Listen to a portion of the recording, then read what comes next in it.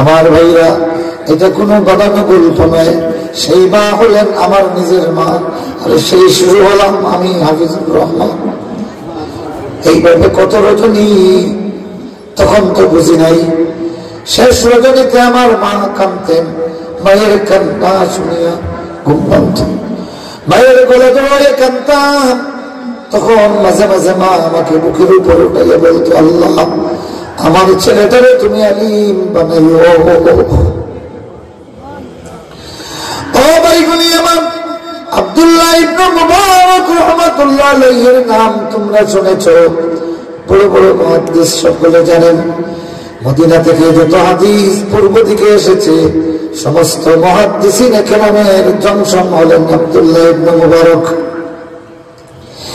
এই আব্দুল্লাহ, তার বাবার নাম মুবারক, বড় জমিদার, মা ও জমিদারের মেয়ে, খোরাসানের সবচেয়ে বড় জমিদারের ছেলে তিনি।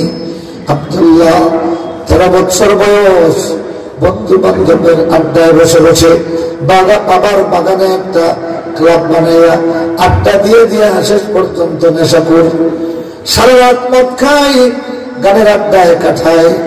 মা জননী তখন মৌলার কাছে কান্না শুরু করে দেয়।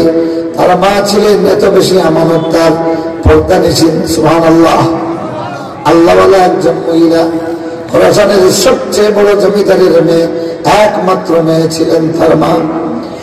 ও ভাইরা আমার, 13 বছরের আব্দুল্লাহ নিজের বাবার বাগানে মদের আড্ডা বানায়, ক্লাব বানাইয়া সারা রাত গান গায় আর মদ খায়। মা জননী দিন যায় নামাজ বিছাইয়া মৌলার দরবারে কান্না শুরু করে দেয়, সিজদায় পড়ে বলে, আল্লাহ আমার আব্দুল্লাহ রে, তুমি তোমার তওবার যায় নামাজে উঠাইয়া দাও। আল্লাহ আমার আব্দুল্লাহ রে মদের আড্ডা থেকে তোমার দিকে ফিরিয়ে দাও। মা জননী কান্না শুরু করে দিয়েছে গভীর রজনীতে। এইভাবে হঠাৎ একদিনের ঘটনা, ক্লাবে গেছেন আব্দুল্লাহ, রাত গভীর হয়ে গেছি, মদ পান করিয়া করিয়া মাথাল, গান গাইতে গাইতে বহু শুয়ে পড়েছে, ঘুম ভাঙছে। খাদিম বে কয় দে আরেক গ্লাস খাইছে, খাইয়া কয় দে আমার দুতরা দিছে। এখন তারে বাড়ি মারে, তার আছে কিন্তু টুনটুনা টুন সুর বাজে না। খাদিম বে কয় এটা টাইট করিয়া দে, দেখনি এইরকম টাইট করিয়া দে তারটা। খাদিমে টাইট করে, বারবার টাইট করে, আবার বাড়ি দেয়, দুতারার তারে কোনো সুর বাজে না। বিরক্ত হইয়া এইভাবে ছড়ে দিয়েছি। আবার বালিশে যখন মাথা লাগাইল আব্দুল্লাহ ইবনে মুবারকের, তখন ঘুম এসে গেল। ঘুম আসতে দেরি, সঙ্গে সঙ্গে তিনি খাবে দেখতেছেন কে যেন চমৎকার সুরে তিলাওয়াত করতেছে কোরআনের একটা আয়াত। এদিকে মা সিজদায়, মা কই? বাড়িতে সিজদায় পড়িয়ে কান্দে, আল্লাহ আমার আব্দুল্লাহকে ফিরিয়ে দাও, আল্লাহ আমার আব্দুল্লাহকে আলিম বানাও, আল্লাহ আমার আব্দুল্লাহকে নেক বানাও। হযরত আব্দুল্লাহ ইবনে মুবারক রাহমাতুল্লাহ আলাইহি বলেন, ঘুমন্ত অবস্থায় আমি দেখলাম চমৎকার সুন্দর সুরে কে যেন তিলাওয়াত করতেছে, আল্লাম ইয়ানি লিল্লাযীনা আমানু আন তাখশা কুলুবুহুম লিযিকরিল্লাহি ওয়া মা নাযালা মিনাল হক। আল্লাহু আকবার। তিনি তো খোরাসানের মানুষ, ভাষা আরবি। এই আয়াতের বাণী বুঝতে তার অসুবিধা হয় নাই। তার মানে হলো ইমানদারের কি এখনো সময় হলো না আল্লাহর জিকিরে কল্প বিগলিত হয়ে যাওয়ার।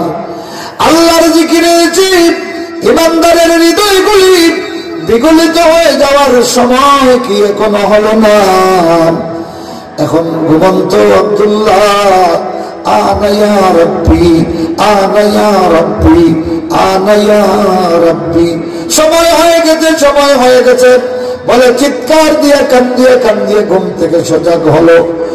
খাদিম বলে, সাপ, ছোট সাপ, কোনো অসুবিধা নেই, কোন ভূত জিন দেখছেননি? কয় না না, জলদি করে আন, গোসলের পানি লইয়া আয়। আল্লাহু আকবার।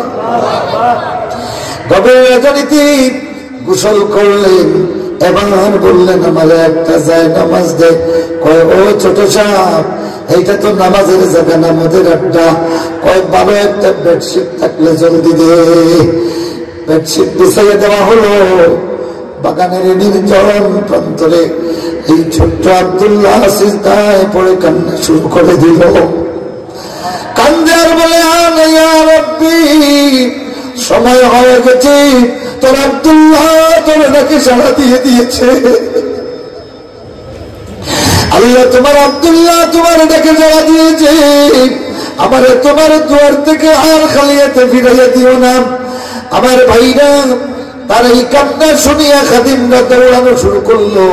ছোট সামনে ভূতে ধরছে মনে হয়, দৌড়ে গিয়ে বলে ও আম্মা জান, আম্মা জান। কি যে ছোট সামনে মনে হয় ভূতে ধরছে। মা বলে কেমন ভূতে? কয় হঠাৎ ঘুম থেকে জাগিয়া কয় গোসলের পানি দে। গোসল করিয়া সেই যে চিন্তায় পড়িয়া খালি কয় সময় হয়ে গেছে, সময় হয়ে গেছে বলে কাঁদতেছি। মা বলে খবরদার, আমার বাচ্চারে ভূতে ধরে নাই, বরং আমার ফরিয়াদ আমার মৌলার কাছে পৌঁছে গেছে। তরুণগুলি যুবকগুলি রে, মা যায় নামাজে সিজদায় যাইতে দেরি হয়েছে, তার মদের নিশায় বিবুর আব্দুল্লাহ রে আল্লাহ ফিরাইয়া দিতে দেরি হয় নাই।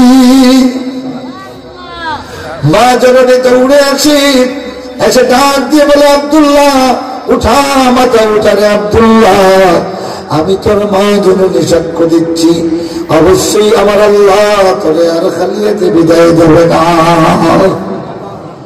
সেই 13 বছর বয়স থেকে আব্দুল্লাহ হাদিস শিখতে শুরু করলেন, আর এইভাবে তাম দুনিয়ার সবচেয়ে বড় মুহাদ্দিস হয়ে গেলেন। এই সেই আব্দুল্লাহ বিয়ের বয়স যখন হলো, বাবা বললেন যা একটু ব্যবসা বাণিজ্য কর। 50,000 রৌপ্য মুদ্রা দিনার দিয়া দিরহাম দিয়া ব্যবসায় পাঠাইছেন। তৎকালীন সময়ে 50,000 দিরহাম লইয়া তিনি সফর শুরু করেছেন। বসরা, কুফা, সিরিয়া, মক্কা আর মদিনা, তৎকালীন বাগদাদ, সব দুনিয়ার বড় বড় শহরগুলি সফর করিয়া প্রায় 1 বছর পরে বাড়িতে আসছেন। আসার পরে বাবা বললেন যাও আমার আব্দুল্লাহরে লইয়াও। আব্দুল্লাহরে নিয়ে আসা হলো, কুশল বিনিময় হলো। এবার বললেন ব্যবসা বাণিজ্যের খবর কি? বললেন আব্বা একটু থামেন, আমার ব্যবসার পুঁজি আর লাভ লইয়াই। তো গেছেন কি এক কান্দে করিয়া বিশাল একটা কিতাব, সুবহানাল্লাহ, বিশাল একটা। আব্বা 50,000 দিরহাম দিয়া আমি সারা দুনিয়া সফর করিয়া করিয়া আল্লাহ রাসূলের হাদিস লইয়া আইছি। এটা হলো আমার ব্যবসার পুঁজি, সুবহানাল্লাহ। 50,000 দিরহাম এখনকার জন্য 50 কোটির চেয়েও বেশি মূল্য, ঠিক না?